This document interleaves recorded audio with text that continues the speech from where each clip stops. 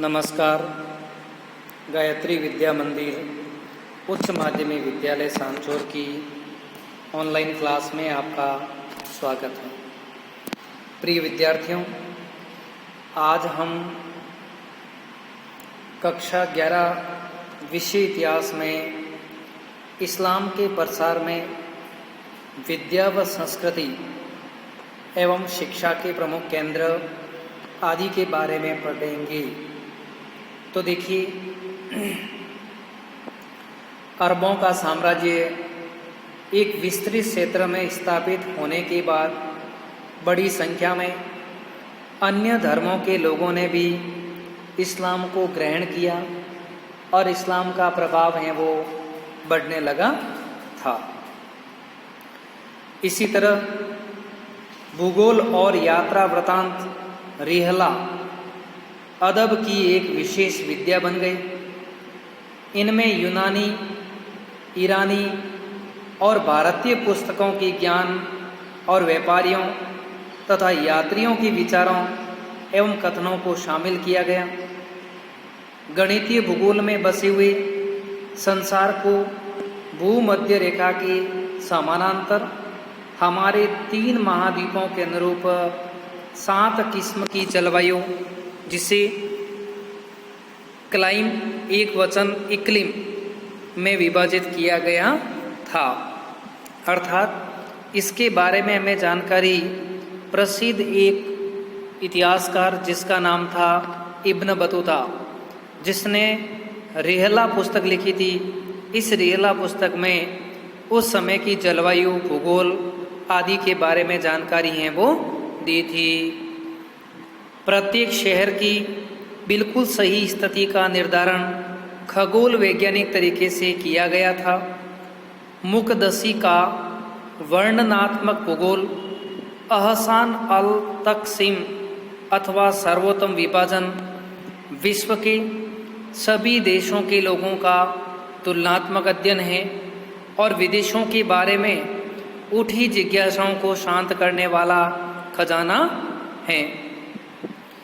विश्व की संस्कृतियों की व्यापक विविधता दर्शाने के लिए मसूदी की पुस्तक मुरूज अल दाहाब में भूगोल और सामान्य इतिहास को मिला दिया गया था।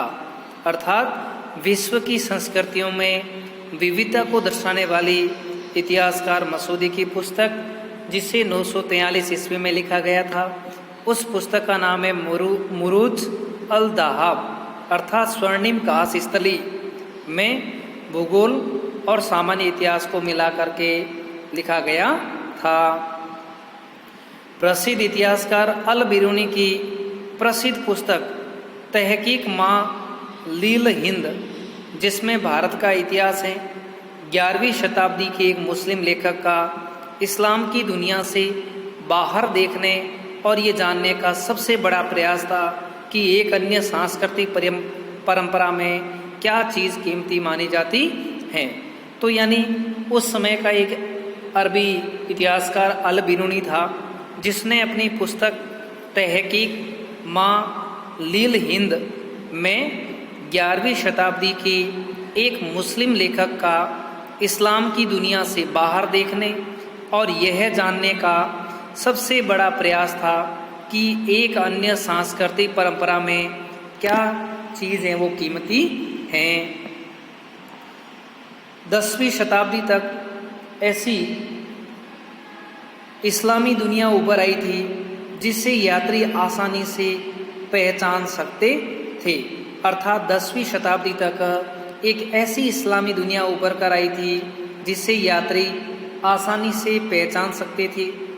धार्मिक इमारतें इस दुनिया की सबसे बड़ी बाहरी प्रतीक थी। स्पेन से मध्य एशिया तक फैली हुई मस्जिदें, इबादतगाह और मकबरों का बुनियादी नमूना एक जैसा माना जाता था।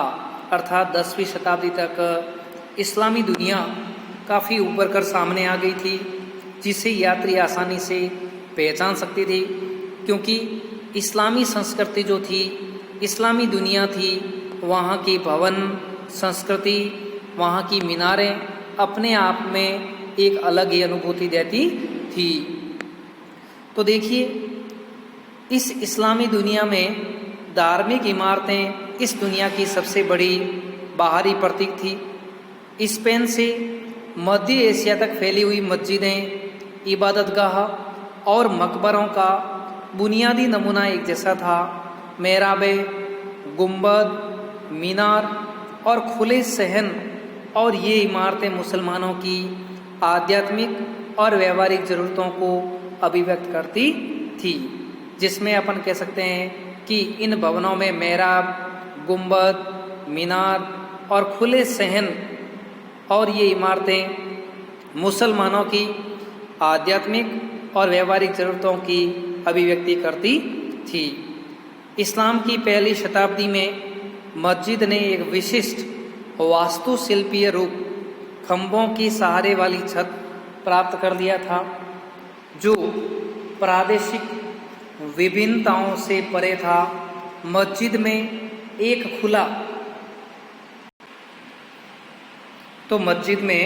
एक खुला प्रांगण होता था, जहां एक फव्वारा अथवा जलाशय बनाया जाता था और यह प्रांगण एक बड़े कमरे की ओर खुलता था, जिसमें प्रार्थना करने वाले लोगों की लंबी पंक्तियों और प्रार्थना नमाज का नेतृत्व करने वाले व्यक्ति इमाम के लिए पर्याप्त स्थान होता था। बड़े कमरे की दो विशेषताएं थी जो आज तक महत्वपूर्ण हैं।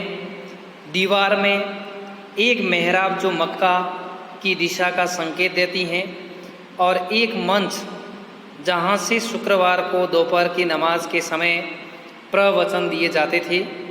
इमारत में एक मीनार जोड़ी होती हैं, जिसका उपयोग नियत समयों पर प्रार्थना हेतु लोगों को बुलाने के लिए किया जाता है। मीनार नए धर्म के अस्तित्व का प्रतीक है। शहरों और गांवों में लोग समय का अंदाज़ा 5 दैनिक प्रार्थनाओं और साप्ताहिक प्रवचनों की सहायता से वो करते थे। तो यहाँ पर ये बताने की कोशिश की है कि जो इस्लामी दुनिया थी, उस इस्लामी दुनिया में बड़ी बड़ी मेहराबें, गुंबद, मीनारें, खुले इमारतें जो उस समय में मुस्लिम धर्म व संस्कृति की अभिव्यक्ति मानी जाती थी। इस्लाम की पहली शताब्दी में ही मस्जिद खंभों के सहारे वाली छत बनानी है वो शुरू हो गई थी।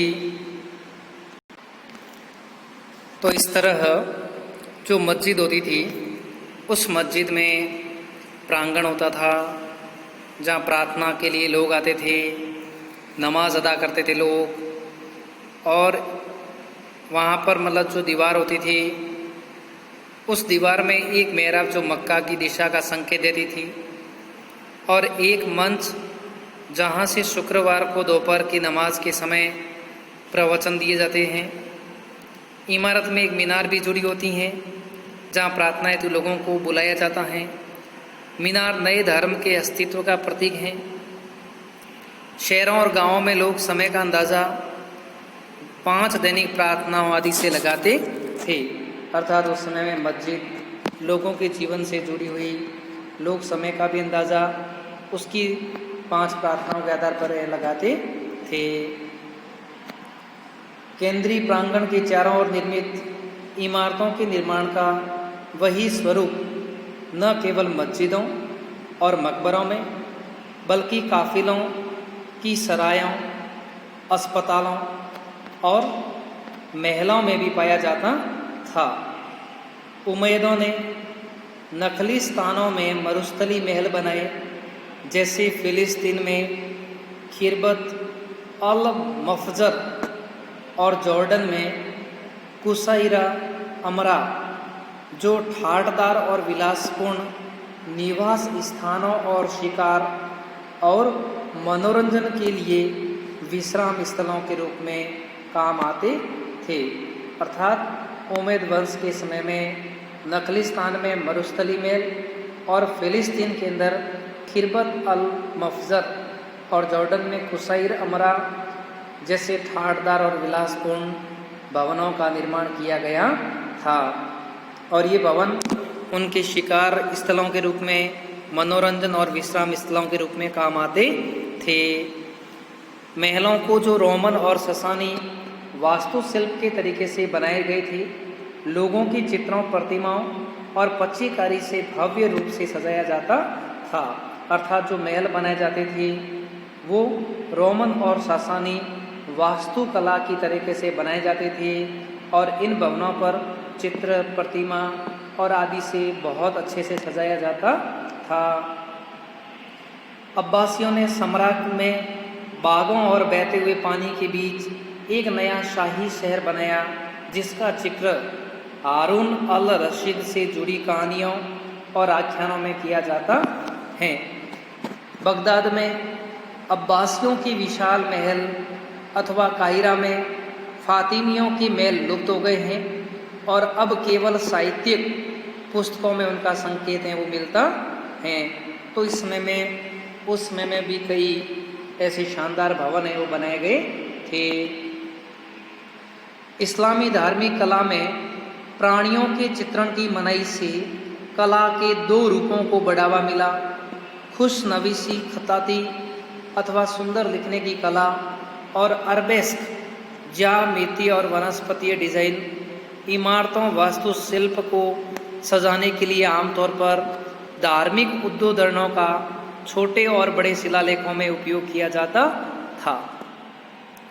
कुरान की 8वीं और 9वीं शताब्दियों की पांडुलिपियों में खुशनवीसी की कला को सर्वोत्तम रूप में सुरक्षित रखा गया है। किताब अल अगानी, कलीला व दमना और हरीरी की मकामात जैसी साहित्यिक कृतियों के लघु चित्र है वो बनाए गए हैं। तो कुरान जो बनाई गई है, कुरान के पांडुलिपि है, उसके ऊपर भी कई तरीके के जो मतलब अल अगानी, कलीला दमना, हरीरी की मकामात जैसी साहित्यिक जो कृतियाँ हैं उनके चित्रों से इसे भी सजाया गया है। इसके अलावा पुस्तक के सौंदर्य को बढ़ाने के लिए चित्रावली की बहुत सी किस्मों की तकनीकें शुरू की गई थी। इमारतों और पुस्तकों की चित्रण में उद्यान की कल्पना पर आधारित पौधों और फूलों के नमूनों का उपयोग किया जाता था। जिन इस्लामी क्षेत्रों का हमने अध्ययन किया है उनके इतिहास में मानव सभ्यता के 3 महत्वपूर्ण पहलू हैं वो रहे हैं।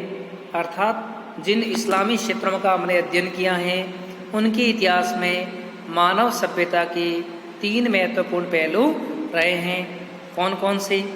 धर्म, समुदाय और राजनीति। इन्हें हम 3 गोले मान सकते हैं। 7वीं शताब्दी में ये तीनों गोले एक दूसरे पर इस तरह बैठे हुए थे कि वह सब एक गोला ही लगते थे। अगली 5 शताब्दियों में ये गोले अलग अलग हो गए और 1200 तक आते आते इस्लाम का प्रभाव राज्य व सरकार पर न्यूनतम हो गया और इस काल में राजनीति से कई ऐसी चीज़ें जुड़ गई जिनकी कोई धार्मिक वैधताएँ वो नहीं थी, जैसे राजतंत्र की संस्था, गृहयुद्ध आदि। लेकिन अभी भी धर्म व समुदाय के गोले एक ही थे। निजी मामलों और रीतियों में शरिया से मुस्लिम समुदाय प्रभावित था और ये बात उसकी एकता का महत्वपूर्ण कारण भी था। इस्लाम के धार्मिक कुलीन शासन नहीं चला रहे थे, लेकिन वे धार्मिक अस्मिता को परिभाषित हैं वो कर रहे थे। अर्थात इस्लाम की धार्मिक कुलीन जो थे वे भले ही शासन नहीं चला रहे थे, लेकिन वे धार्मिक अस्मिता यानी धर्म की जो प्रकृति उसको परिभाषित तो कर रहे थे। धर्म व समुदाय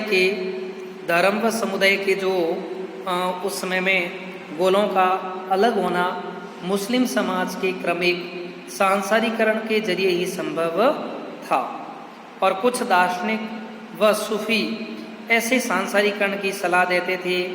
उनका सुझाव था कि नागरिक समाज को धर्म से स्वतंत्र हो जाना चाहिए और रीतियों एवं कर्मकांडों की जगह निजी आध्यात्मिकता को है वो लेनी चाहिए। अर्थात कुछ दार्शनिक व सूफी ऐसे सांसारीकरण की सलाह देते थे और उनका सुझाव था कि नागरिक समाज को धर्म से स्वतंत्र हो जाना चाहिए और रीतियों व कर्म कांडों की जगह निजी आध्यात्मिकता को है वो स्थान लेना चाहिए। तो इस तरह से हम देख सकते हैं कि पश्चिमोत्तर के कई क्षेत्रों में जो मतलब इस्लाम का उदय हुआ और इस्लाम के काल में भी कई महत्वपूर्ण भवन, गुंबद, मेहराबें आदि निर्मित हुए। कई साहित्यिक ग्रंथों का अरबी फारसी भाषाओं में अनुवाद हुआ। कई इतिहासकारों ने उस समय में इतिहास भी लिखे थे। कुल मिलाकर हम देखें तो अरब में काफ़ी संस्कृति है वो बढ़ी थी, या संस्कृति का काफ़ी प्रभाव है वो था उस समय में। और उस समय में इस्लाम धर्म अपने आप में काफ़ी विस्तृत क्षेत्र में वो फैल चुका था। धन्यवाद।